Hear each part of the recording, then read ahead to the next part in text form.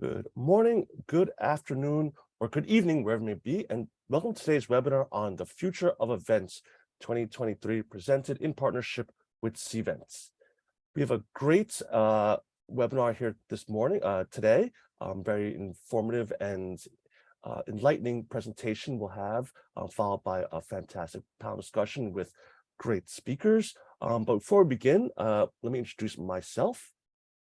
My name is Pruangkarn. I am the Chief of Staff at the Pacific Asia Travel Association, also known as PARA, and I will be your host for today. I just have a quick housekeeping note to share with you all. I know many of you are familiar with Zoom, but just as a refresher, we will have a panel discussion and we will have Q&A during that panel discussion. So if you have any questions, please use the Q&A function as shown on your screen. It's at the bottom of your browser. Please do not submit any questions using the chat function. It's just tough for me to go back and forth between Q&A and chat and to stay engaged with our panelists as well. Feel free to use the chat function to engage with other participants. However, please ask any questions using the Q&A function as seen on your screen.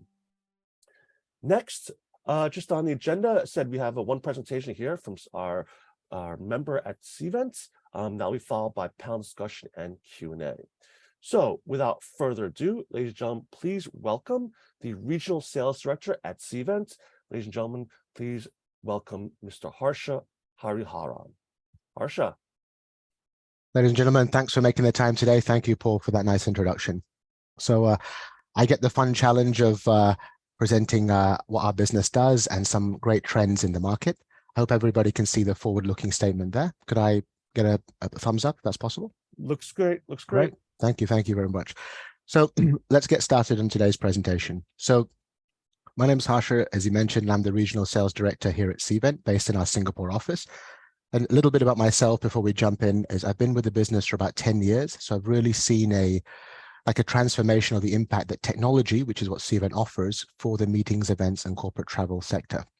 So today's presentation from myself, elevate your business with Cvent and the future ready solution. So let's just jump straight in. Now, we're a company that's celebrating 23 plus years in business. So I want to give a little introduction, but once upon a time, it wasn't all sunshine and rainbows and many, many thousands of employees and millions of events under our belt. I'll take you back to 1999. A couple of full-time lawyers, I believe, and part-time event planners, our founder, had the fun challenge of arranging an association event. This is when the internet was just starting up. At that time, they thought, wow, it's so difficult just to arrange a 200-person meeting on the East Coast of the US. There must surely be other people that are struggling with the same challenges. We're lawyers, and this isn't what we do for a living, so why not we try something? So they cobbled together a kind of elite team of technologists at that time and business development people, and they founded a company called Cvent and raised a little bit of capital. And over the last 23 years, we've been proud to say that we've scaled up around the world to provide meetings, events, and corporate technology for the MICE industry.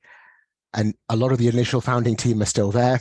I wish I was there 23 years ago, but I was only joined 10 years back. And through organic growth and mergers and so on, we've been able to scale our business to service clients around the world and put a digital and physical footprint there so we can service people locally here in Asia as well as anywhere else in the place. So enough about the history there. What that history has been able to allow our company to provide for the market is we've been able to win trust from different sectors to put their events and our hospitality customers first. So if you look at the top row, being trusted by 20,000 event planners who are very discerning and can spend their money anywhere and trust us to power events where there's hundreds of millions of participants joining, that's a badge of honor and a sense of pride for us. But the row along the bottom, I think this is where, for the audience here today, and especially in Asia Pacific, is understanding there are tens of thousands of meetings planners around the world that are using our system, have got approved budgets and want to spend it in venues and properties right here in this part of the world.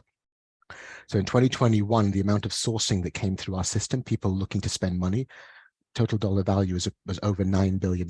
Yes, that is lower than 2019, but it's back at such a significant level now in 2023. Some new stats will be coming out. We've invested in technology to help people understand the beautiful properties that are here in this part of the world and elsewhere, by using smart tools to digitally floor plan map. So people can say, wow, what is happening in Singapore? What is happening in Thailand? Look at the venue space, look at the amount of effort and design they've gone there. Maybe we should allocate X number of events to that part of the world. And a business that's close to my heart is corporates have kind of reactivated their business travel across the world. So they're looking for safe and secure properties where they can have their travelers go and stay in. So hundreds of thousands of business transient requirements are coming in all the time. So these are the kinds of proud statistics that we've got as a technology company, exclusively focused on meetings, events, and corporate travel. I do want to get into some statistics as well from surveys that we've partnered with and run, but just to give you a breadth and the sense of size of what's out there in terms of the market opportunity. On the left-hand side, you can see well-known companies who source all the time. I won't talk on their behalf, but I can confidently say that we're an integral part of them helping their clients find venues, book meeting space, and spend money in this part of the world. Corporate planners as well, they've typically brought in-house teams as well to say, hey, listen, what are the latest things that are happening and how can we better understand our budget, get better bang for buck, and especially in this inflationary environment. And across the bottom, I'm more proud as I don't know any of these names. These are companies that you wouldn't think to know that they have a meetings and travel executives working there to help them get the best access to competitive pricing for their venues and spaces. So there's a lot of planners out there that are there. So healthy competition, which is always good. Let's just jump into some of the kind of statistics. And this is welcome news to everybody, I'm sure, on the line. If you're a venue operator, if you're an event planner, even a lean business, the idea that everybody is coming back to do in-person events at the back end of last year. So those events are going to be transacted this year and the coming years as we go. So Asia is getting its fair share. But just to share a little some statistics here, we did a survey here to our planners back in November last year. Across 300 people, it's pretty much unanimous that the positive sentiment is there, but it's good to have the reinforcement of the data. But I was even surprised that people still want to do virtual events when there's so many venues available and so many people want to actually meet in person.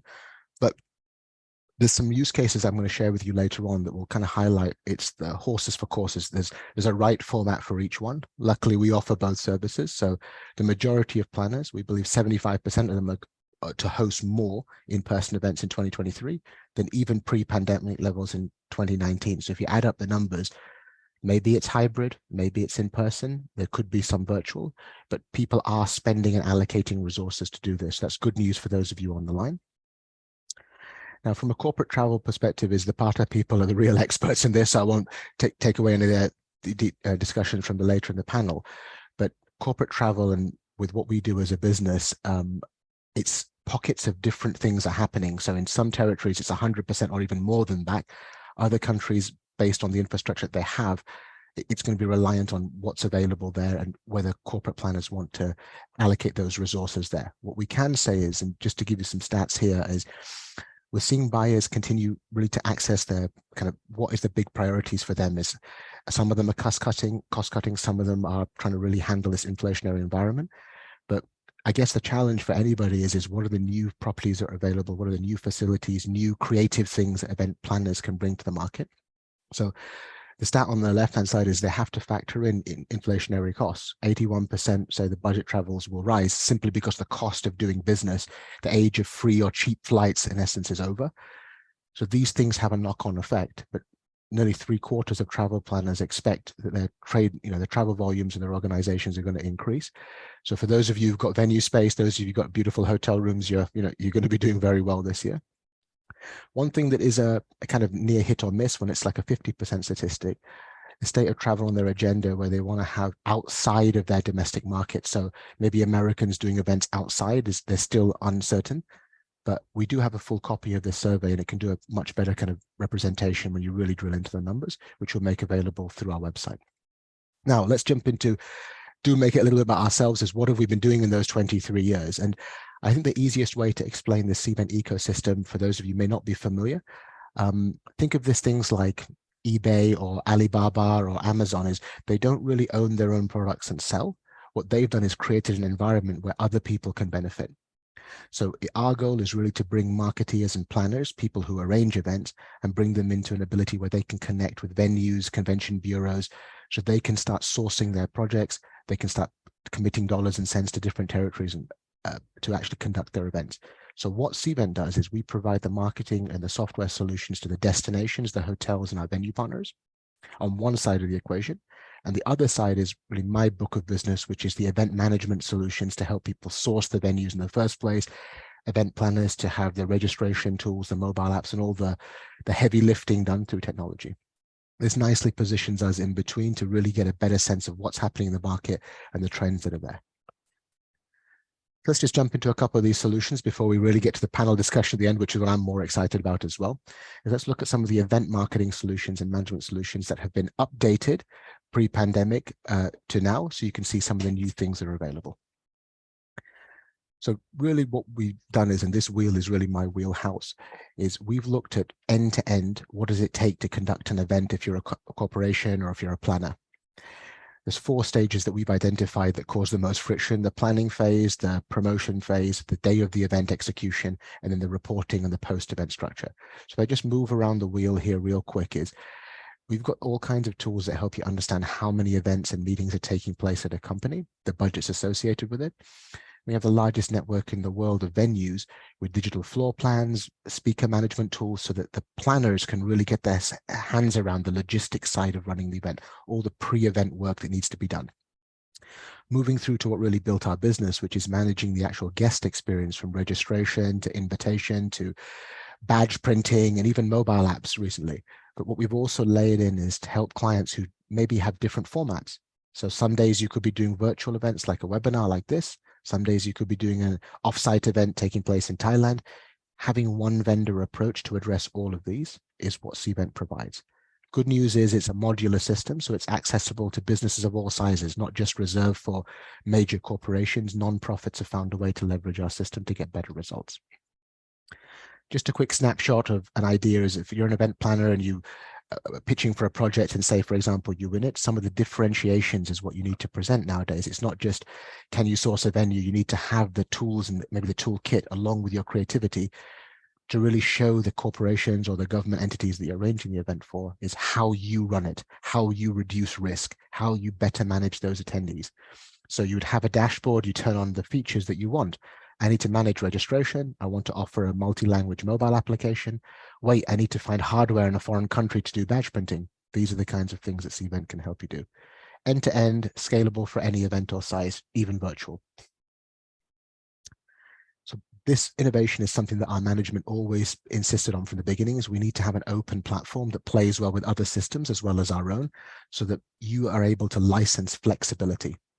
So if you're doing the webinar, as I mentioned, or you're doing an offsite event, having all of those solutions in one hub allows you to obviously, yes, lower cost. That's great, especially in the inflationary environment, but it also helps planners to have a predictability about, wow, one vendor can help us no matter where we're going with our events. And it's not, and it was a slide I should have mentioned at the beginning. Yes, it was started by a handful of people, our company 23 years back, but we're an army of people now. It's 4,000 staff exclusively doing meetings, events, and corporate travel software. So there's a lot of people there that do the physical elements, a lot of people there that do the project management support. So regardless of where your events are taking place, you won't be dealing with somebody in far away land. We have all regional resources to help out our clients in each territory. So now the other side of our business, and this is where our, probably the more glamorous side, and the people who get to work in, great venues, they get to go for these nice lunches and site recce's and so on. So I wish that was my team, but it's not. I'm on the other side. But our kind of supplier and venue solutions team have really put together like 4 pillars that can help the people who own the venues, the convention bureaus, the governments that are trying to attract those RFPs and put those events on. Allow me to just share a few of the kind of high level statistics. So really the goal is to help you drive visibility, to build awareness, help you generate inbound RFPs into your properties and your venues, and basically run that entire kind of events and cycle at your hotel and brand. So the kind of 4 things we'll just run through here is, first of all, the Cvent Supply Network. If you don't know this now, you should. It's the largest network in the world of kind of sourcing of opportunity for venues. Nearly 300,000 properties are on there. Planners around the world are leveraging this tool to look at floor space, to look at venues, to really decide where they're going to spend their money. You need to be listed here and have high visibility. Moving on to room block management, I just came back from a wedding. I couldn't imagine the amount of logistics admin of bringing 250 people from different countries. Imagine if you're doing that all the time for multiple events. Having a smart room block system allows hotels and planners to manage those room blocks more effectively, communicate with the audience, have less wasted space. All of these are useful tools that will help drive productivity and more dollars for your hotel. And I've been living in Asia for 10 years, but maybe somebody from, say, London has never been here. They don't know how beautiful the ballroom is at, say, at the Dusit, or they don't know what the venues are available in these far-flung lands. So having smart event diagramming tools to really show people, wow, 2-dimensional, 3-dimensional video walkthroughs. So it's much better than, say, a Google search and a bunch of blue links. You're really painting the picture of all that money that you've invested in your property and meeting space. Our last tool, which is something that I was one of the teams that rolled out here back in 2015, was corporates are spending money again, and they are sending their staff members around the world. So they need safe and secure properties where they can house their guests, maybe for short-term stays, even long-term engagements. So as one of the largest marketplaces for that travel space, 80+% of the Fortune 500 companies, 80% of the top 100 companies in the world are using this, along with dozens of travel planners. So these aren't individual products. What we're trying to show to the market is we have different tools that you can put together so you can have a standardized user experience. Your planners will be able to come in, log into a portal that's easy to navigate, help with the floor plan layouts, help with the venue sourcing from the client side of things, and then also negotiate the transient rates, all of these tools at your disposal. So that is my best effort to condense 23 years of software as a service focused on the hospitality sector, focused on the event management sector. For those of you who want to find out a little bit more information before we get into the panel discussion and back to Paul and the other guests that are here, if anybody would like to scan the QR code here, it'll take you through to our website, or if there's any questions at the end, and if I don't know the answer, I'll definitely get one of my colleagues to follow back up with you. So without further ado, thank you for your time today. My name is Harsha, Regional Sales Director for Cvent based in our Singapore office. I'll pass it back to Paul. Thank you. Well, thank you very much, Harsha. You can stop sharing. Let me share my screen so I can, and you can stay here. Don't go anywhere because we're going to jump right into the panel discussion. So with that, allow me to introduce the other panelists for today. Ladies and gentlemen, please welcome the President and CEO of Luxurique. She's also the President of the Japan MICE Association, Ms. Naomi Mano. Hi, Naomi. Nice to see you again. Nice to And see you. welcome. And next we have the Senior Vice President for MICE Capability and Innovation at the Thailand Convention and Exhibition Bureau, and a great supporter of PATA, Supawan. Lisa, please welcome Supawan Teerarat. It's great to see you again. Yes, hi everyone. Last and certainly not least, we have the Vice President of Commercial for Dusit Hotels and Resorts. Ladies and gentlemen, please welcome Mr. Nichlas Maratos. Nichlas, Hi, hello. nice to meet you all. Yes, Nichlas. Hi. All right. Let me stop sharing here and we'll jump right into the panel discussion. So, I mean, we've heard a little bit from Harsha about some stats that he has, but you all have different perspectives on it. You're currently seeing what's happening throughout the region. So, quick question now: what does the future of events look like right now and over the next, let's say, 6 months to a year? Let's go with Dusit. I mean, you guys are having events all over the region in your various hotels. What does events look like from your perspective? Yeah, I think it's an interesting sort of migration, and I kind of compare it to sort of the whole work from home concept, where, we used to all be in the office and then suddenly we were all forced to work from home.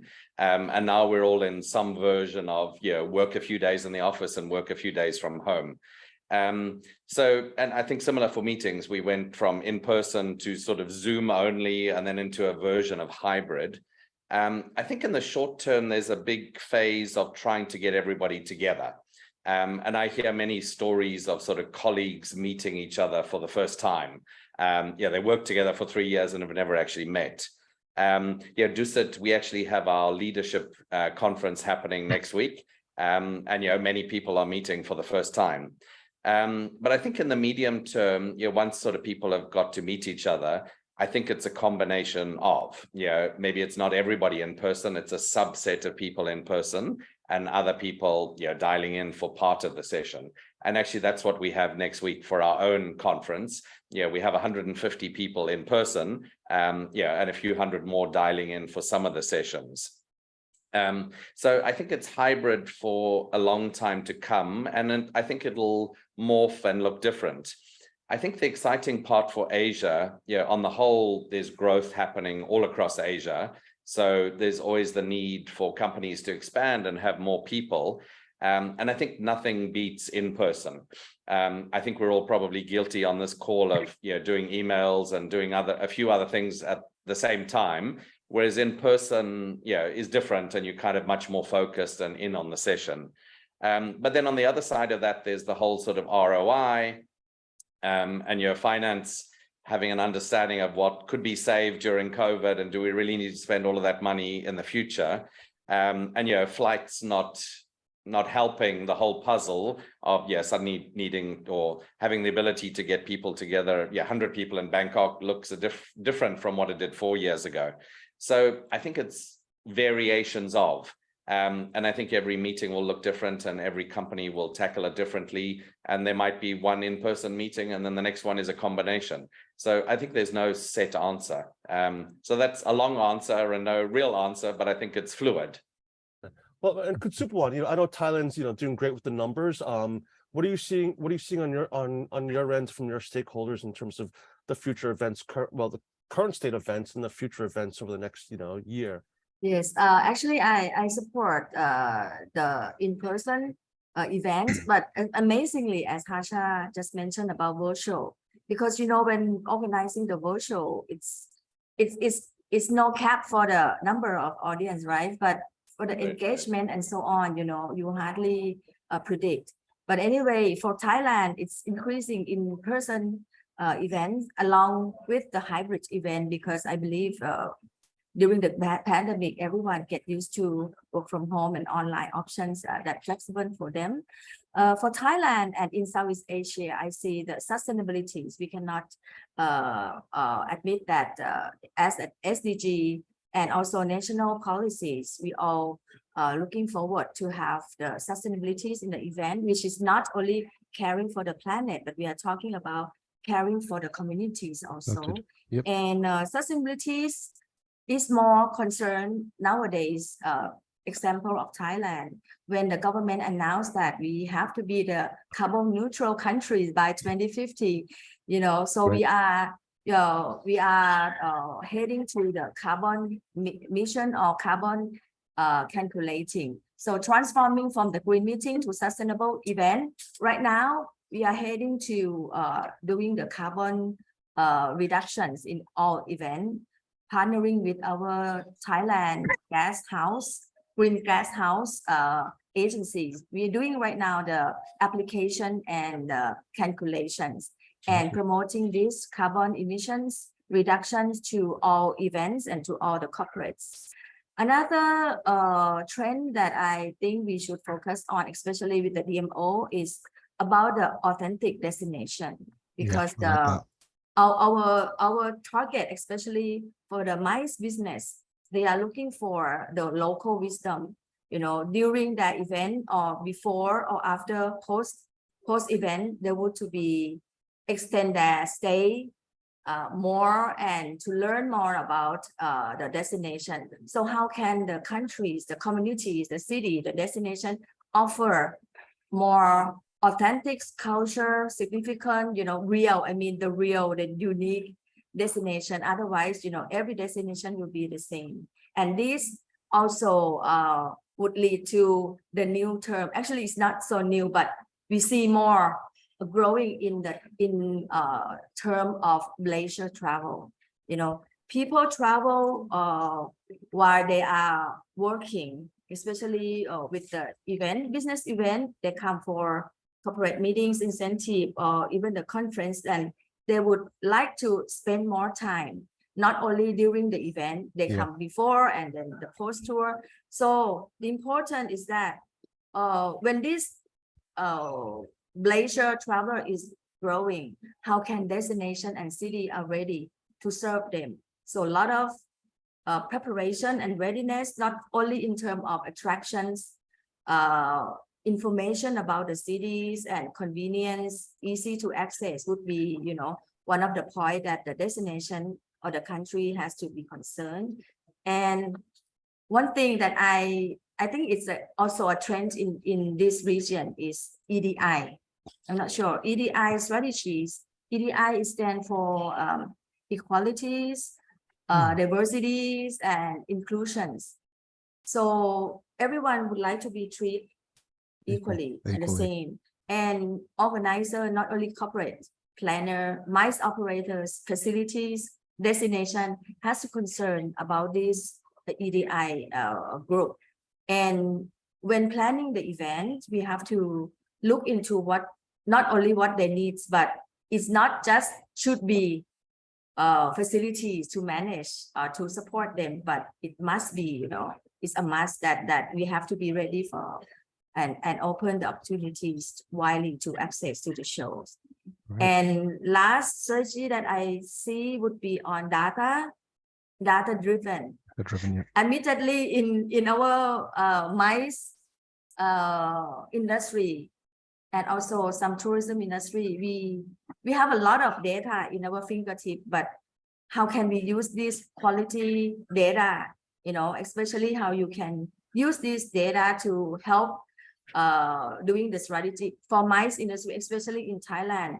We know, you know, that data is important, but we don't know how to transform them to be a strategy. I think this is a new coming, especially if you can personalize your data, then the strategy of, you know, hooking them into the event, into the destination would be easier. But right now, still less, you know, concern.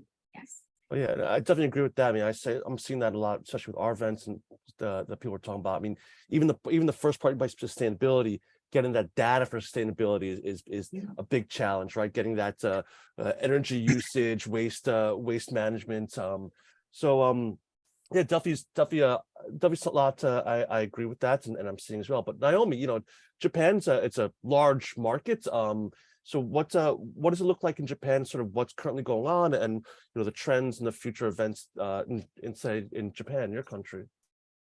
Okay, well, you know, I mean, one of the things that the MICE Association and obviously Luxurique as a company as well, what we're trying to focus on is really trying to understand the client's needs. And I think pre-COVID, you know, a lot of things have changed and shifted. I think everyone is you know, singing the same song here about that. But one of the things that Japan has previously done is it was a lot more packaged and it was a lot more cookie cutter.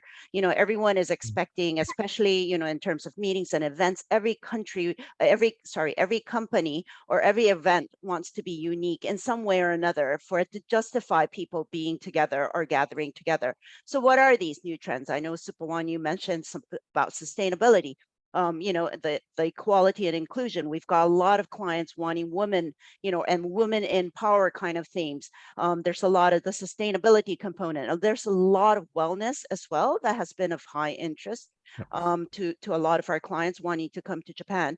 And so in terms of, you know, our association, what is it that we need to do to help influence our clients to choose Japan over other destinations? So that's one of the things that we are focusing on.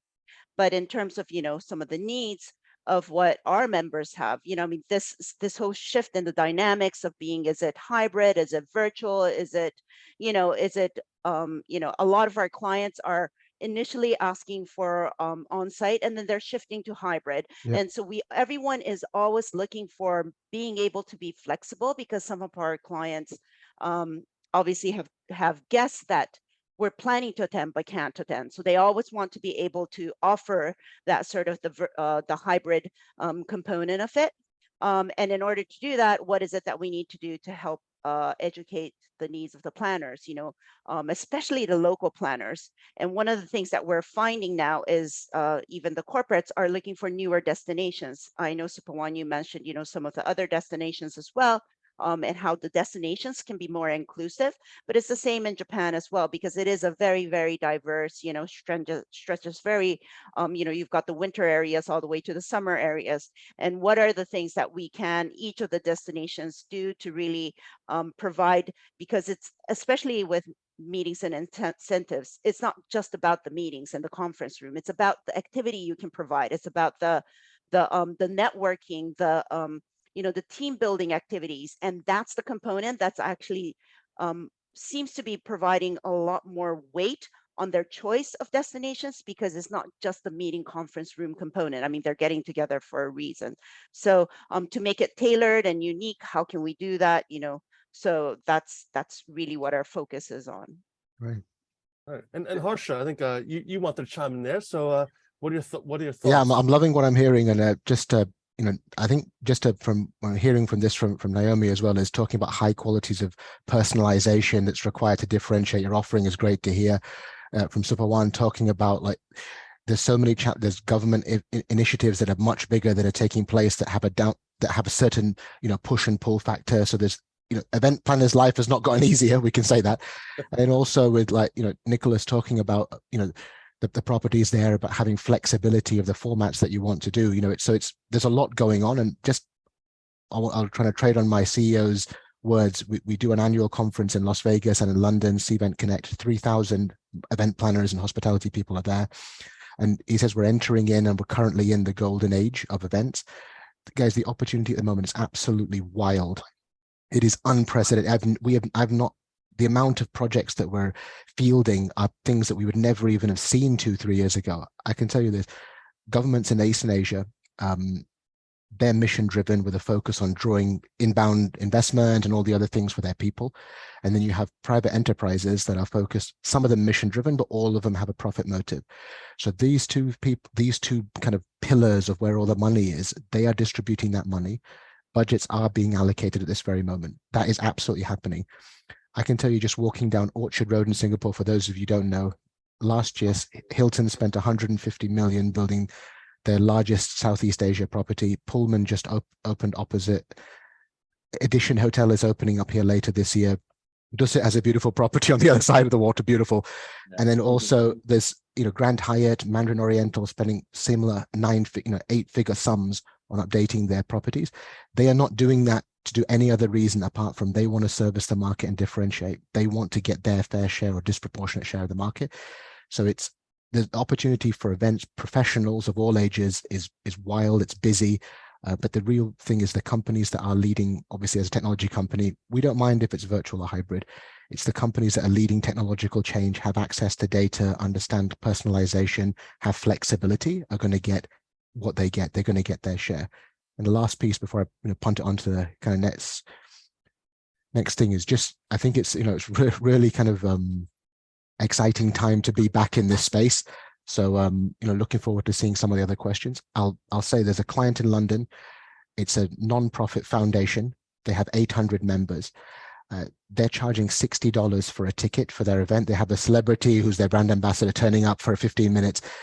That format, doing it virtual, the cost of that event is $5,000-6,000 between us all. The total revenue is $48,000.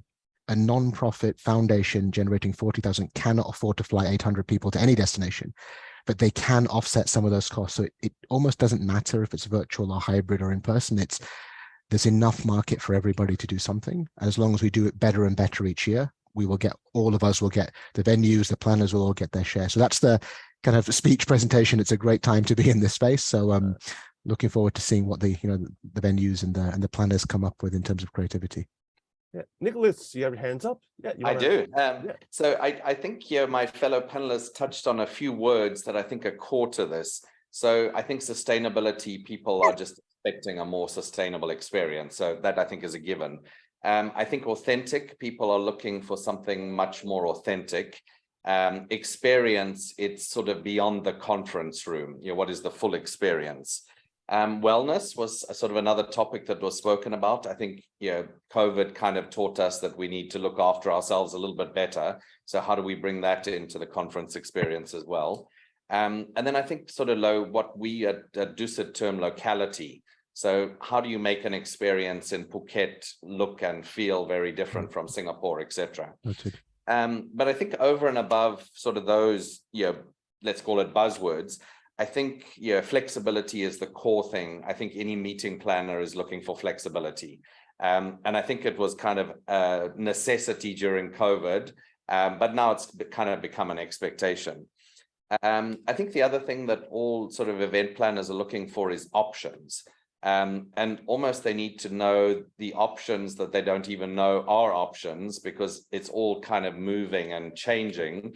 And is it hybrid? Is it dial-in? Is it, how does it work? And how many people do we need there in person? And if we have more people and less people, and if we're going to have too many people in a room, would we like an outdoor space where people don't feel restricted to a conference room? So I think it's really about options. I think the third element to that, so flexibility, options, they're kind of connected. I think also sort of the role of the event planner becomes much more about facilitating the tech. So I think it's a little bit less about, are the name badges printed, and all of those things, which are all key components. But you know what, if you're going to have 100 people dialing in for session 2, and then a different 1,000 people dialing in for session 5, and maybe they're based in places that it's not easy to access the technology, how does all of that work? So flexibility, options, and I think the whole tech element of it just needs to come to a different level, and all of those are expectations. But I think sort of sustainability, authentic experiences, wellness, locality, I think those are kind of the underarching themes of what is coming through. So so we've talked about sort of the trends here then, and what people are expecting. I mean, so I just want to ask, I'm going to jump over to this question here. So what are the most innovative ways you've seen event organizers sort of touch upon these particular trends that we're talking about, localization and sort of that the pleasure aspects, wellness, now that events are back in full swing? I'll go to Naomi here. Well, one of the things that let me talk, because I have two hats, and more as Luxurique. One of the things that we are finding really that our clients are expressing a huge amount of interest in is sort of merging the pleasure component, the activity, the team building, and also having some of that corporate sort of differentiator, sort of the brand look and feel component. And we run an activity called the Amazing Race in Tokyo, or the Amazing Race in Kyoto. And the clients actually, it takes, because usually when they come to a conference, and the conference part of it, Cvent, and everyone can run it beautifully, the hotels can run it beautifully, but what makes an experience for a conference or a meeting or an incentive really memorable is more of the team building and the after hours non-meeting component of it. So a lot of them are choosing this sort of amazing race, and what we do is the clients, we give them a choice of whatever checkpoints they want to do, and it's like they've got half a day within their 3-day conference to be outside, so they use that half a day to do a team building plus touring of the city. They have to do tick boxes and have to go to 5 different venues and then do a race, and each one of the venues they go into groups and they have to take photos, and then they share those photos at the dinner event. And our clients absolutely love it, and it ticks every single component, because they get to experience something that is, one of them will be wellness, wellness activity, whether it's, trying a Japanese sword, or understanding a Japanese artisan and working with them to create something, or going to, a unique venue or whatever it is. But they would usually do 4 or 5 checkpoints, and they do the race, and then for dinner they come together and they share all of the group photos, and they absolutely love it. So it's one of the things that we actually have sold quite a bit, and our clients are expressing interest on. Oh no, that sounds fun. I would love to be a part of something like that. That sounds great. I want to get invited. What about you, Supawan? Any innovative things you've seen from your stakeholders in Thailand, Yes. addressing some of the trends we're seeing? Okay, as a government agency, which we are looking and responsible for both demand side and also the supply side.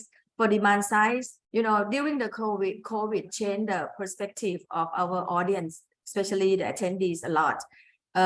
They might be familiar with doing the online or work from home, which is more flexible for them to work. Therefore, when they want to come out of their home or their countries, they have to select the event that really meaningful and also purpose, have the insight of content for them.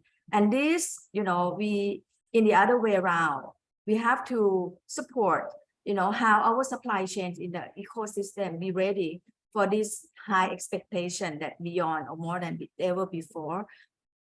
I can give an example of Thailand case. We have been working quite a few years already in order to uplift the communities destinations, to be ready for this group of especially meetings, corporate meeting incentive and conventions. We're running the program called Creative Communities Based MICE, screening the communities that are across the region, across the Thailand, screening the communities that will be able to or have capability to serve what's called the business event, because it's not just a group tour, but business event is more expected in the destination, but we cannot just make up the event for them. So everything has to be unique and real. So we working together with our partners, communities, and select right now more than 200 communities around the country to be ready, in terms of the standardization, the cleanliness, safety, and also be able to decide activities that based on the preference of our clients. The preference right now, we look into the themes of concept. So we have gastronomy, history and culture, adventure, team building, CSR, luxury, beach destination, and also health and wellness, in each communities.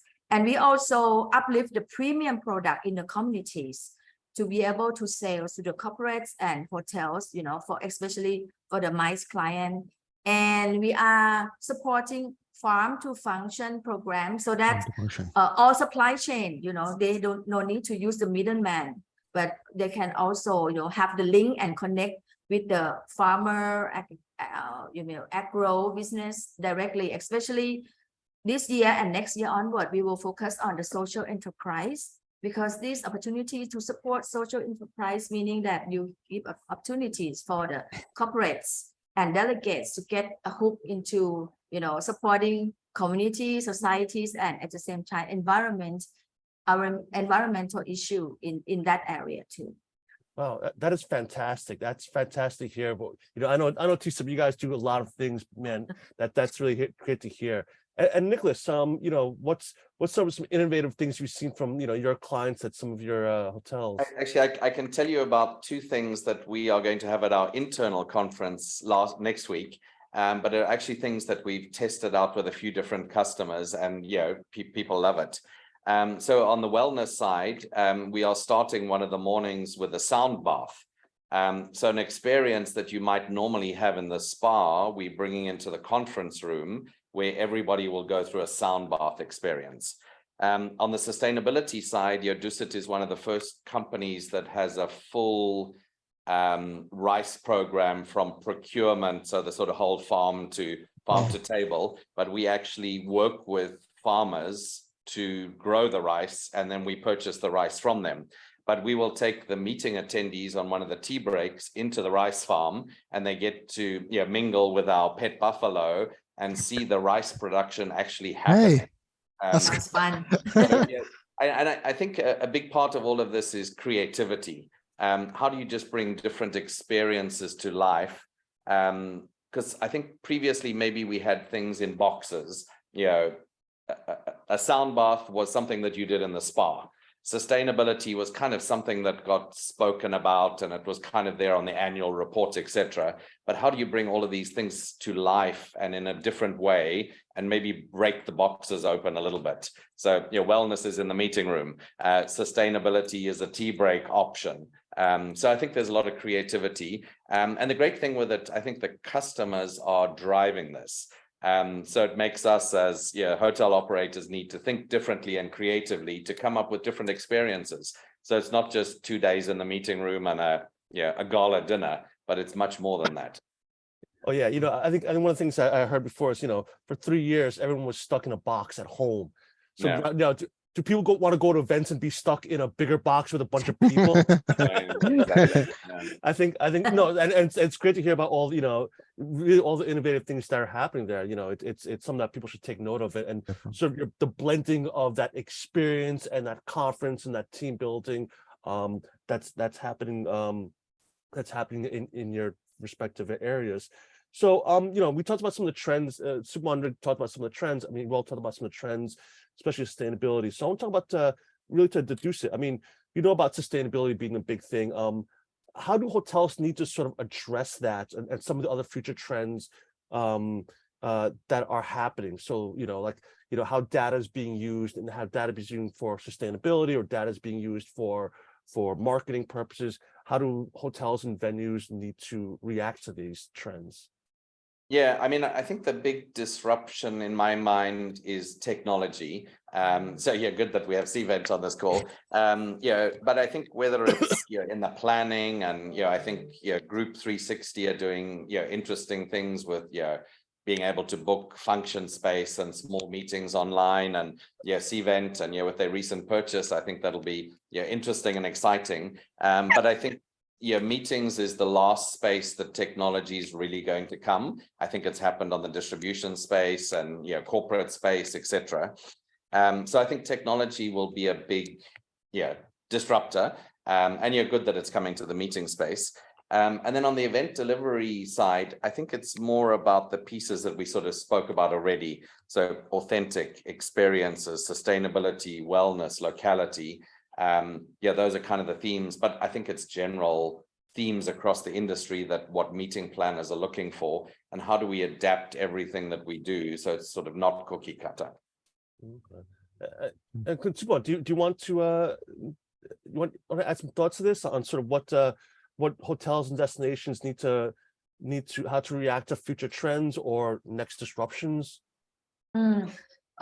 Especially for the hotels, I think when our clients expect more on especially health and wellness and a safety concern, all hotels should do some standardizations, especially on the concern of this health,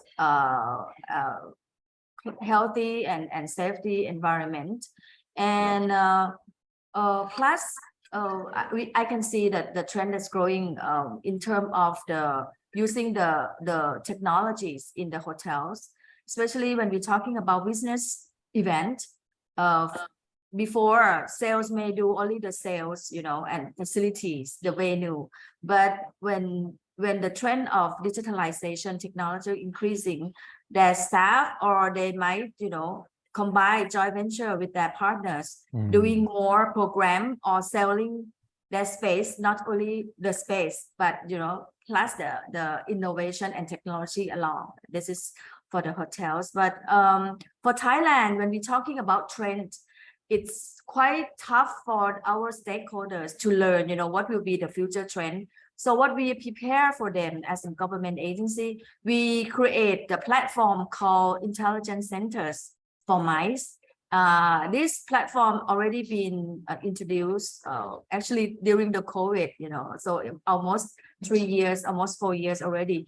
This platform is the website. You just key in Intelligence Centers for MICE Thailand. It's contained with the insightful and data about the future trends and insightful about the marketing and how business evolving nowadays. So this empower and at least empower professionals, and stakeholders to be ready for the trends, and also there are some result oriented in this information. So nowadays we have more than 10,000 members, academics, professionals, association already, track into this information. Yes. Well, we'll get to Harsha and the tech aspect next. But I want to go to Naomi. You want to add anything to that sort of how to react to these future trends or? Well, I mean, I think, I second what Supawan was saying. One of the biggest things that, especially in Japan, that we need to do is educating, and I'm kind of going back on what I've said previously, but education of our planners, and also not just the planners in the major metropolitan cities like Tokyo, Kyoto, and Osaka. We've got, Japan is so diverse, and some of the local planners, they don't feel that they're adequate or they're big enough to be able to welcome the meetings and incentives, which is actually not true, because in terms of activities and some of the diversified solutions, the content that they're able to provide, they're really, really up there in terms of, being able to satisfy the clients. So it's really trying to raise awareness of the local sort of rural destinations to say that they are actually ready and that they can welcome some of these meetings and incentives. And we're not just directing them to the big metropolitan cities. So that's, I think, one of the things that we are really trying to focus on is diversifying. And also it's very important from a tourism perspective, because it does help to sort of modify the over tourism in certain locations. So if we can drive more traffic into sort of diverse areas that actually have the real authentic, really interesting local content that they're able to provide, then it's, it gives more options to our clients. So really trying to do the supply component of it, but also to help them tailor their solutions and to make it unique, and sort of localize is, I think, really, really important. Right. All right, Harsha. So, we've heard a bunch about tech, and you're the tech guy here. Well, let's see. Please go on. But so how do like venues and destinations prepare for these future trends, especially as it relates to tech? But also want to add this question too: is what do you see in the future of sort of tech for meetings and events? Yeah. It's a big thing, and I won't get ahead of some big announcements that are going to be made at our annual conference, because we're supposed to roll these out. But I can just say, when I joined in 2013, to talk about running around in the back streets of Singapore, Hong Kong, talking about the idea of doing online registration wasn't an alien subject, but it was not high on the totem pole of importance for planners or for corporates. And now the kind of clients that we're winning, and we're doing luxury events at Hong Kong Sevens next week, where banks are bringing their top customers there. It's not to show off these things, or even celebrity events where they bring people there and they're doing a product launch. The main thing is that the way we see it is that technology is like an extra employees for people, where it doesn't get tired, it never runs out of time, and it's about valuing the time of the planners. And I think from the education perspective that Naomi mentioned is one of the largest programs that we launched, I think it was during COVID as well. We had our Cvent kind of university program, where people, Cvent certifications, not just about our brand, but talk about how people can do smart sourcing when the times come back, how people can leverage technology. So we extended to a number of universities here so that it starts earlier, people can get into events industry. It's fun to attend events. It's very different to organize them. We all know this. So we trained many thousands of planners complimentary on how to use some of the latest tools, not just we have, but also webinar programs about educating people on tools. And also, you can't teach creativity, I don't think, at least we can, but you can teach all the ugly stuff that can help creativity move out of the way so that creativity can take place. This was a really successful project. Many thousands of people were trained on it. One of the things as well is about technologies is we want to almost be invisible at the place. So when we talk about global trends, I remember going to a hotel in Hong Kong 2018 with my brother, my 40th birthday back then, and they didn't advertise that they were sustainable toiletries and towels and stuff like that. They didn't feel the need to, or that they had X number of plug sockets. They just thought this is normal. So there's global trends that are happening that are going to always happen. And there's also incremental trends that are in each different territory. And I think having flexibility, hotel properties have got the space, they've got the staff there. As long as those staff are empowered, wow, there's a more trend around wellness. If you have space and you have creativity and you can do things, you're going to get your fair share. It's that's not a thing that technology will play in. That's a mixture of technology getting the ugly stuff out of the way so that creativity can kind of take over. So what I really want to see, hopefully, is that we bring some respect to the event planners, to the marketeers who are doing this. This isn't like accounting where it's 1 + 1 and this is what it is. Otherwise, you'll get a very different type of event experience, right? So technology, in my opinion, should remove the speed bumps so that people can do the things they want. And then that's when you get the memorability. That's when you get the kind of, let's go back to doing the event in Bangkok. Let's give this event agency another shot to do the event next year. So maybe the unsung hero is technology. We don't need to be front and center, but definitely want to play a part in terms of empowering people to, I guess, do the ugly stuff behind the scenes so you can do the stuff that you want to do.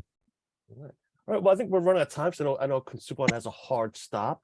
So really, it was very, very informative. I think there's a lot of things to take away from this. That of course, sustainability, personalization, wellness. The great things you guys are doing and being innovative. So it's really a lot of food for thought for any event organizer or planner out there. So thank you so much for taking the time to be with us here this afternoon.